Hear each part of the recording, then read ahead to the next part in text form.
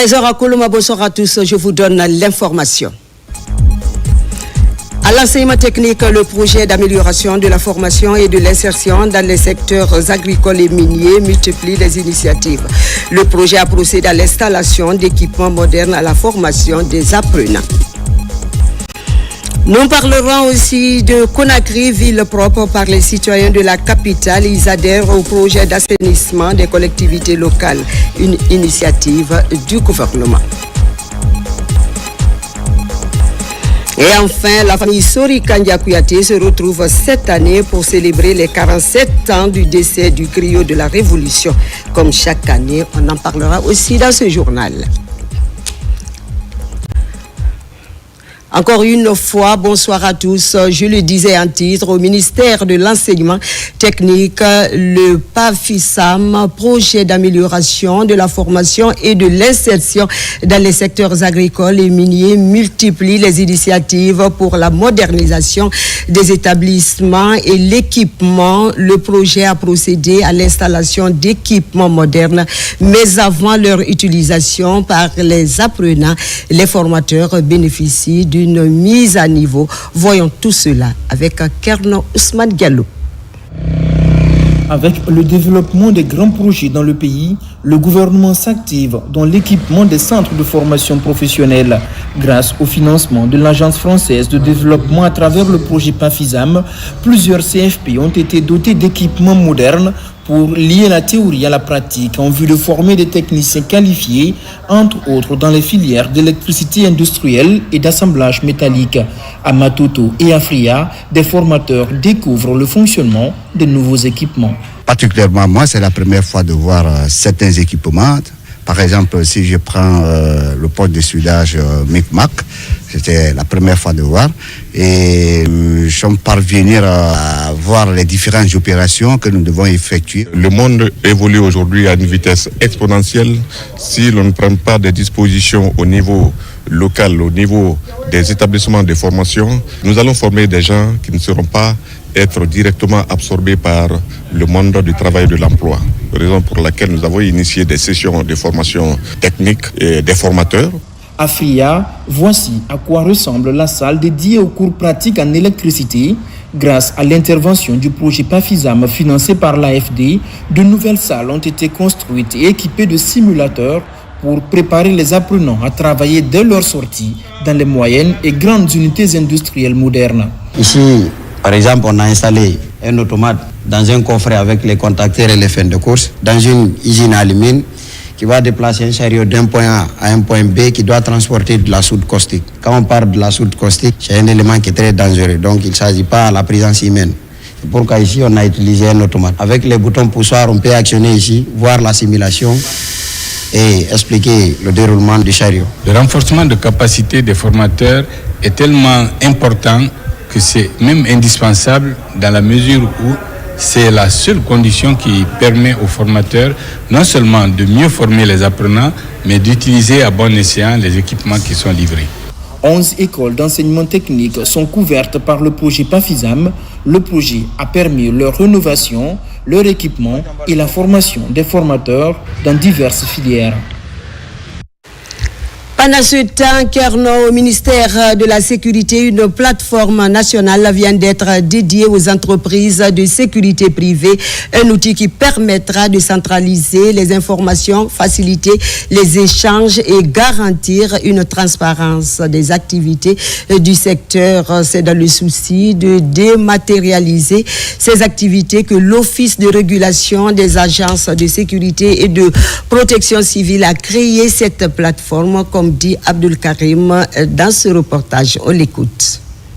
Le secteur de la sécurité privée connaît de plus en plus de réformes. Désormais, un regard neuf est porté sur la gestion transparente et rigoureuse des activités de sécurité privée. Pour garantir cela, une plateforme de gestion est développée par l'Office de régulation des agences de sécurité et de la protection civile. Il y a beaucoup d'avantages liés à cette application. Il permettra aux entreprises de se créer un compte, faire le suivi de leur activité, déclarer les contrats et en même temps sur les agents de sécurité, la mobilité surtout. L'initiative s'inscrit dans la dématérialisation des activités, une transformation numérique dans laquelle s'engage l'ORASPC afin de moderniser et structurer le secteur de la sécurité privée. Cette plateforme va permettre d'avoir une liste la plus exacte de toutes les entreprises de sécurité et un contrôle exact sur ces entreprises afin de pouvoir rentabiliser un peu sur les différents contrats que nous allons exécuter avec nos différents prestataires. Vu qu'il y a de redevances que nous allons aussi mettre en place au niveau de la service trésor public qui passera également au niveau de l'ORASPC, ça encouragera également notre office de régulation à faire plus dans le futur. Et je demande à tout un chacun et aux autres entrepreneurs d'avoir le courage de venir vers l'ORASPC pour pouvoir améliorer les choses qui ne vont pas au niveau du secteur privé. Après cette première présentation, il est prévu une réunion technique comme phase pilote afin de tester la plateforme et intégrer le retour des entreprises de sécurité privée. Et puis c'est parti pour la campagne de pêche 2025, une année pleine de défis à relever pour plus de résultats. Une occasion mise à profit par la ministre de la Pêche et de l'économie maritime d'exiger le respect des mesures adoptées à tous les acteurs de la pêche. Une manière de préserver aussi les écosystèmes marins. Alga Semoba, on t'écoute pour les détails.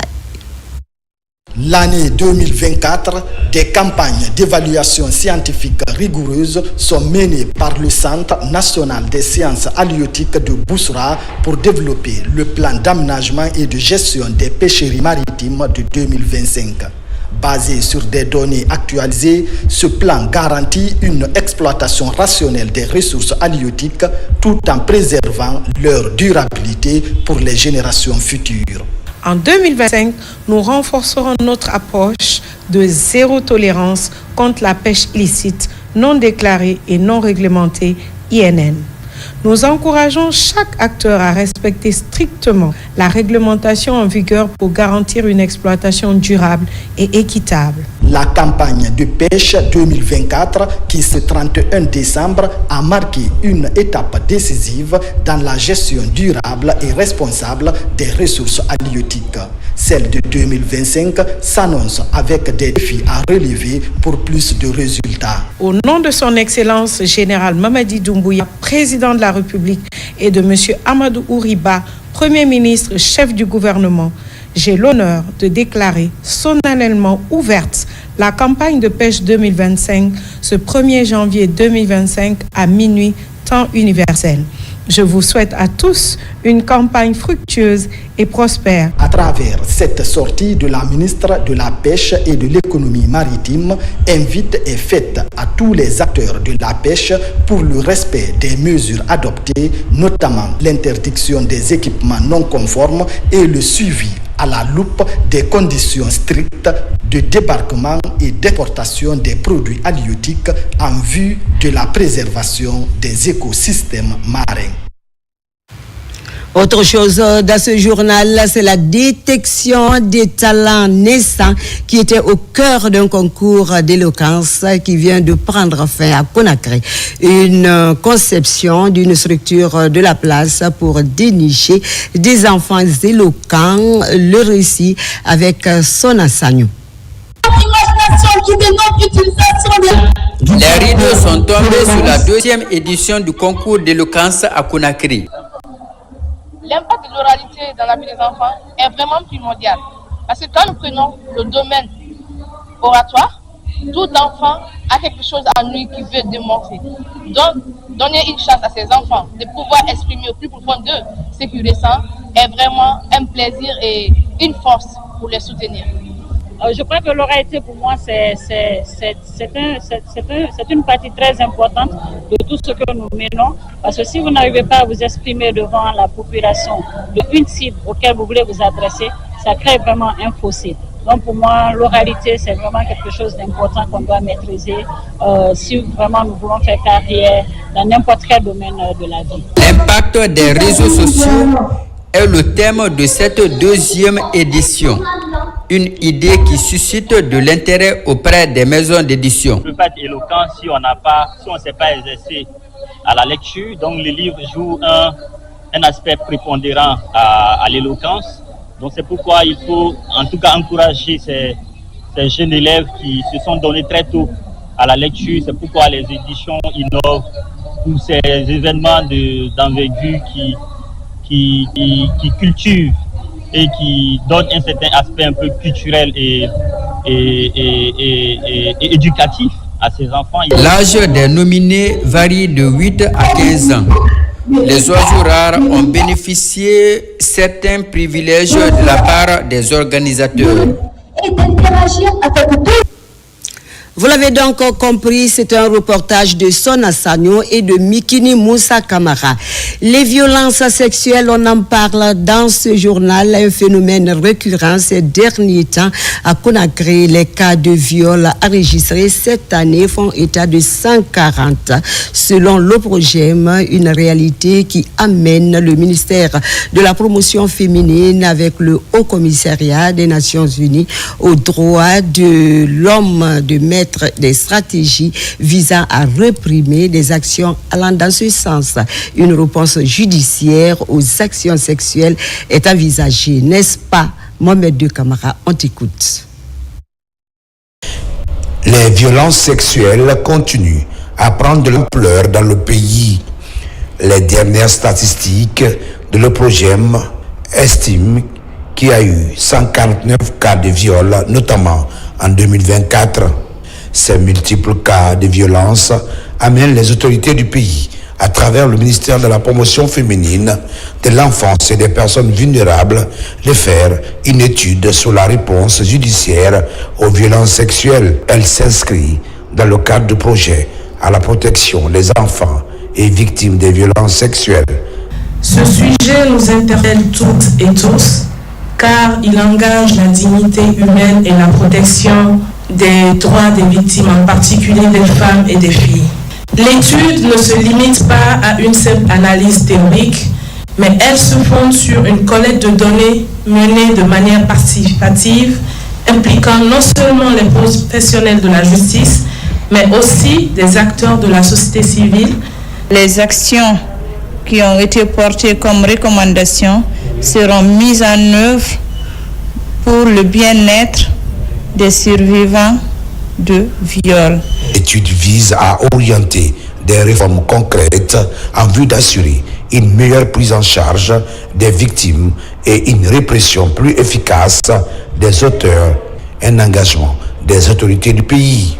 Malgré les progrès réalisés, la réponse judiciaire aux violences sexuelles reste marquée par des défis institutionnels et des dynamiques sociales complexes qui entravent l'accès à la justice pour les survivantes. Il est de notre devoir et de notre responsabilité d'assurer un environnement sûr et sécurisé pour nos compatriotes, notamment pour les femmes et les enfants. Cette rencontre de validation du rapport de l'étude portant analyse des dynamiques sociales et légales de la réponse judiciaire aux violences sexuelles en Guinée, PAPEV, est mise en œuvre par le Haut Commissariat des Nations Unies aux droits de l'homme en collaboration avec le ministère de la promotion féminine, de l'enfance et des personnes vulnérables et d'autres partenaires nationaux et internationaux. Je le disais également en titre, Conakry Ville Propre, les citoyens de la capitale adhèrent à cet ambitieux projet du gouvernement et les collectivités locales. L'objectif est de contribuer à la salubrité publique et promouvoir les actions de civisme et de propriété à tous les niveaux. Le point avec Mounir Bari, Alpha Kamara et Lansé Koulibaly. Dans la nouvelle commune urbaine de Kagbeleng, la question de la salubrité publique est un point nodal de la délégation spéciale. Avec l'adhésion totale des populations locales, les rues, carrefours et autres endroits critiques sont débarrassés des ordures pour promouvoir l'hygiène et la salubrité publique. Nous sommes là pour assainir notre quartier et nous voulons rendre le quartier exemplaire, un quartier meilleur et pur et pour notre santé. Je demande à tout le monde de prendre les responsabilités. Nous sommes très contents de l'idée que M. le Président de la République a initié. C'est pour cela qu'il est le parent de cette initiative. Lui-même prend pelle et picasse pour le nettoyage. Donc nous serons exemplaires comme lui. De la cimenterie en passant par Baïloubaya jusqu'au quartier Tobolon, le président de la délégation spéciale en compagnie des populations de sa juridiction était sur plusieurs fronts. L'objectif de cette campagne d'assainissement est de lutter contre l'insalubrité et rendre Conakry propre. Bon, l'assainissement est un problème national. Ça s'inscrit dans la droite ligne avec le projet de Monsieur le Président de la République, le général Mamadi Doumbouya, qui a instruit à tout le pays de faire l'assainissement et que la compétence est en train d'être transférée dans les communes. C'est ce que nous sommes en train d'expérimenter pour le moment. Avec l'engagement du gouvernement et des communes urbaines, la capitale Conakry va au fur et à mesure retrouver son image d'antan. Au-delà de cette vaste opération d'assainissement, une campagne de sensibilisation et d'information sur les notions de citoyenneté est conjointement mise en branle pour un environnement sain susceptible de garantir la santé publique. Religion pour parler de l'église anglicane qui a célébré la nativité du Christ dans la joie et dans l'allégresse à la cathédrale Toussaint de Kaloum. Monseigneur Jacques Boston a présidé la célébration pendant laquelle il a véhiculé le message d'amour et de paix. Noël, c'est la naissance de Jésus. Cette commémoration rappelle aux chrétiens l'amour de Dieu envers les hommes. Les détails avec Marie-Angélique Bangoura. Noël, la nativité du Christ à Bethléem, représente un symbole fort de la foi chrétienne. Il y a 2025 ans, le Christ naquit, comme le prévoyaient déjà les Écritures. L'Église anglicane a également marqué cette commémoration sous le signe de la reconnaissance pour les bienfaits de Dieu et surtout d'avoir apporté son Fils pour sauver les hommes. La joie de Noël n'est pas une conquête de l'homme, du chrétien, du religieux.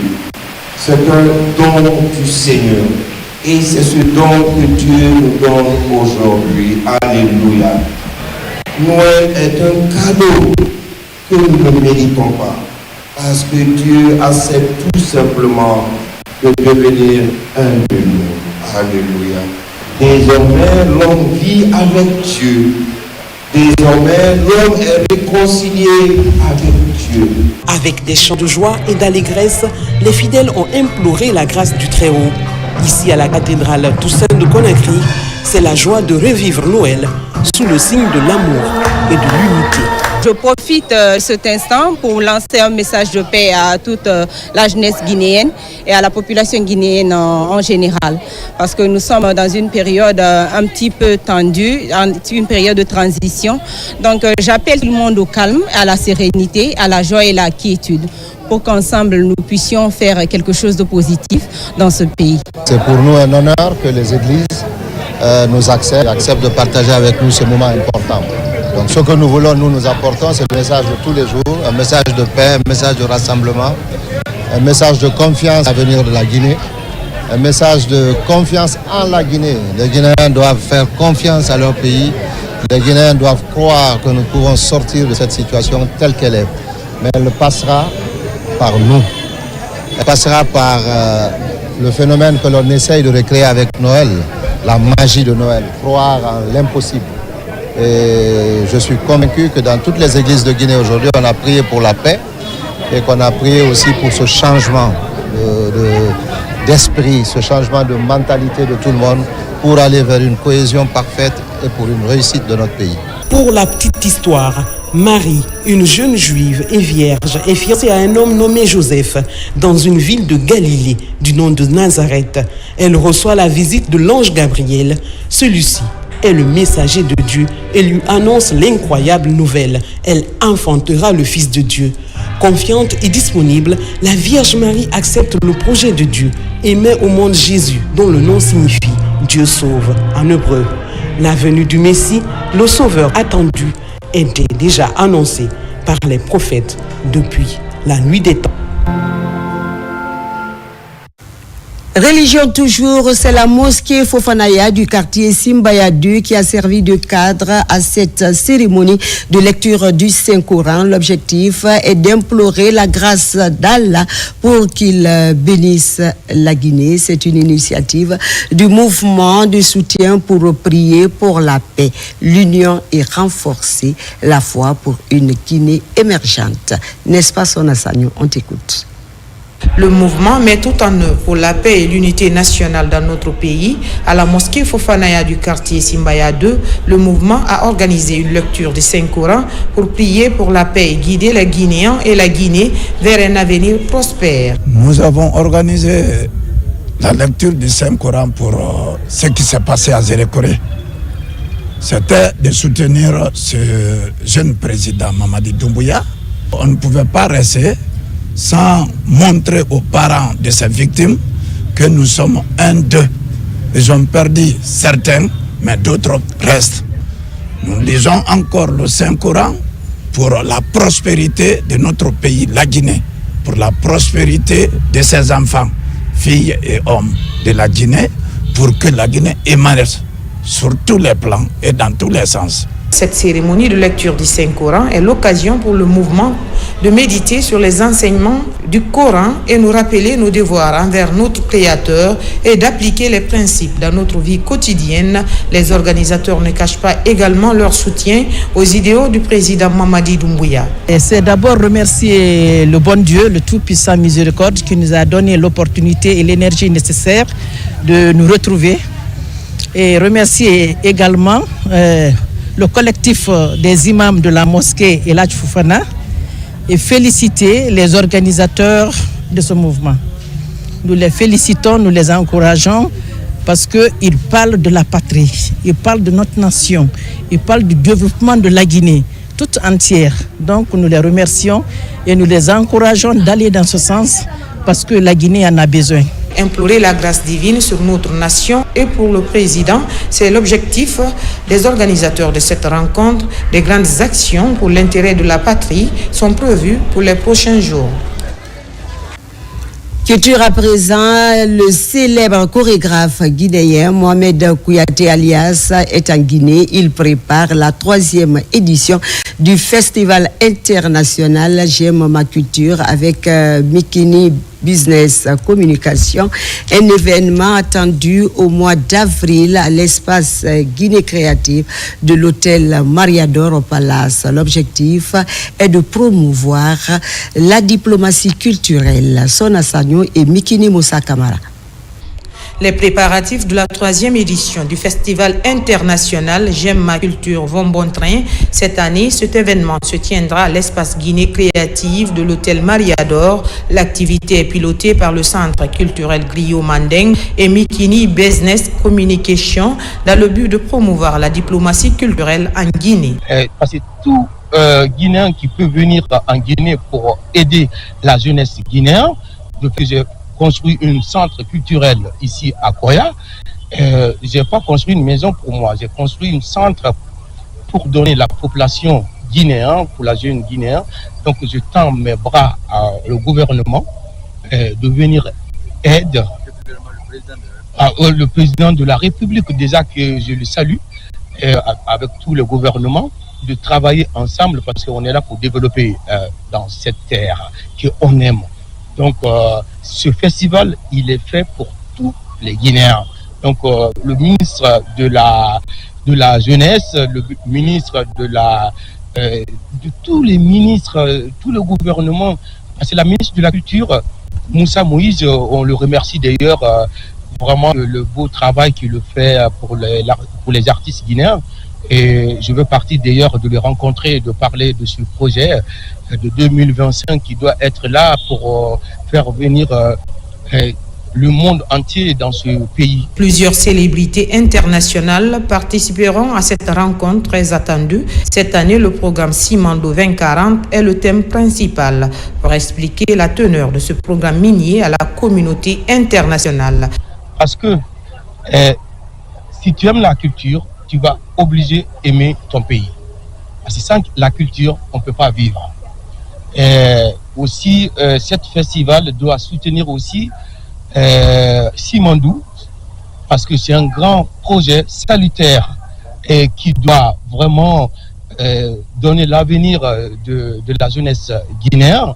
Et donc, comme c'est la culture qui doit faire tout, et ce festival ne doit pas faire sans soutenir ce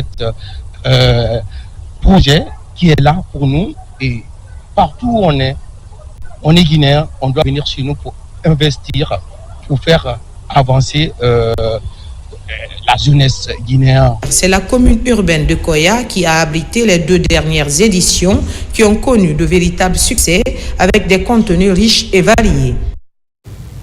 Faire avancer la jeunesse guinéenne, c'est une très belle initiative. Culture toujours, chaque fin d'année, la famille Sori Kadia Kouyaté se retrouve pour prier et faire des sacrifices pour le repos de l'âme de leur père.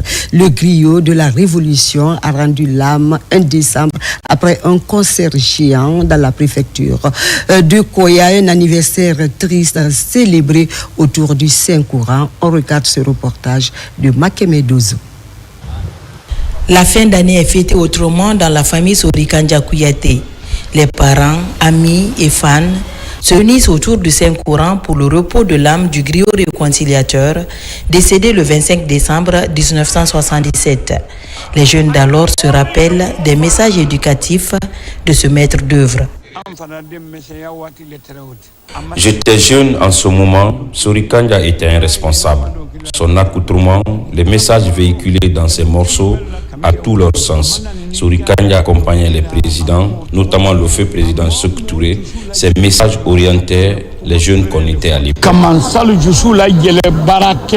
Le dimanche 25 décembre 1977, une date sombre gravée dans les mémoires des enfants de Sori Kadia.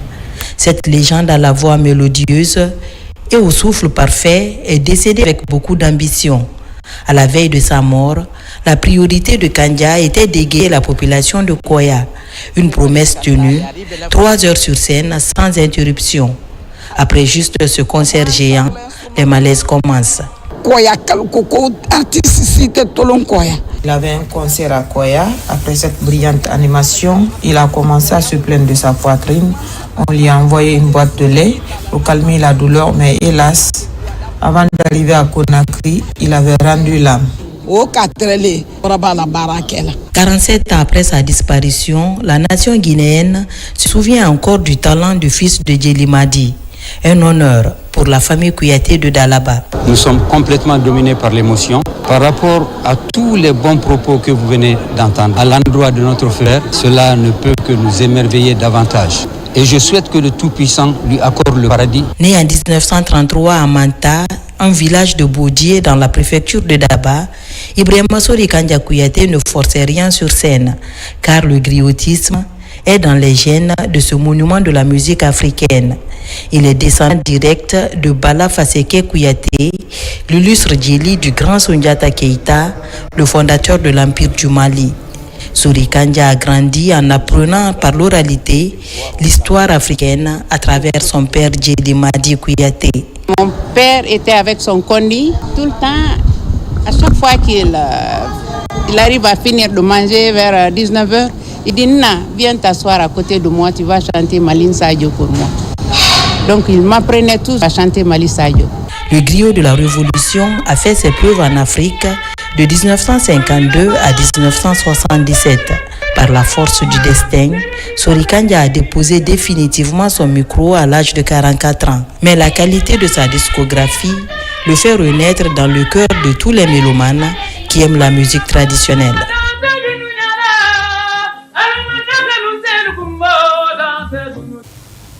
Paix à l'âme de l'artiste de la Révolution, Elhadj Ibrahima Sori Kadia Kouyaté. Voilà qui met fin à cette édition d'information à la réalisation Alan Tambaya Conté sous l'œil vigilant de l'équipe technique du jour. Merci de votre attention. Je vous retrouve à 17h, Inch'Allah, pour d'autres informations. Excellente suite de programme à vous et bonsoir.